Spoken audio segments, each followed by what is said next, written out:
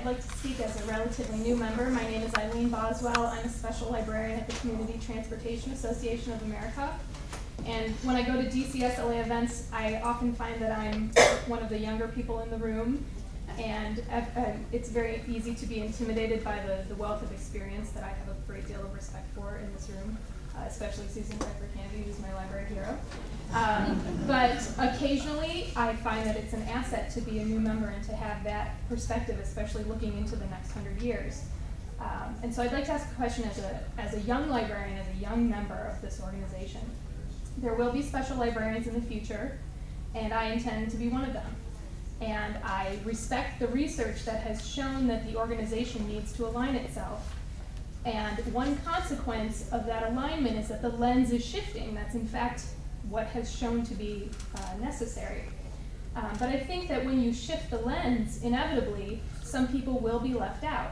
Now, I'm one member and I have one vote, but I do feel that I'm more represented by Special Libraries Association, as does my employer. And so with my one experience and my one vote, because the vote is not just on the research, or else we wouldn't have to have a vote, it is also on our views and our opinions and our experience. There is that lens shift, and there will be a few people, probably more than a few, but at least me, there will be some people for whom SLA is a more appropriate name. So my question is, what case would then be made to me as a new member to renew my membership if I and my employer find that Special Libraries Association is actually much more appropriate to represent the work that I do? Would it depend on the name of what was being offered by the association? We have, in the last number of years, I've seen this association provide so many resources. I've been in it for a long time, more than I've ever noticed and had in the past. So would that carry weight with you?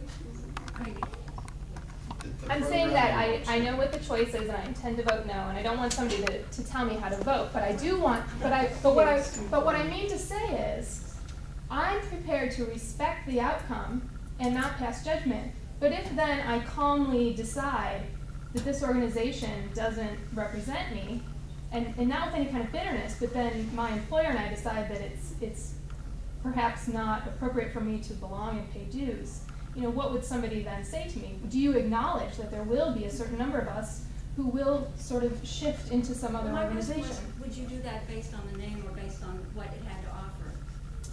Well, that's where this thing about what's in a name gets very confusing, because if it isn't that meaningful, then it seems like there's a lot behind this for some. It seems like it's downplayed when it gets criticized, and yet there's all of this resources being put into the name change. What I'm asking is would the name of the association then carry more weight for you than what it offered? Would that be the deal breaker? It carries something. It's part of it. It is part of it. Programming.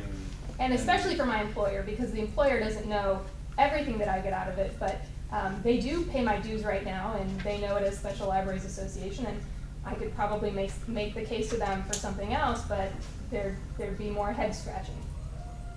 But for you personally, the name would, rather than the content?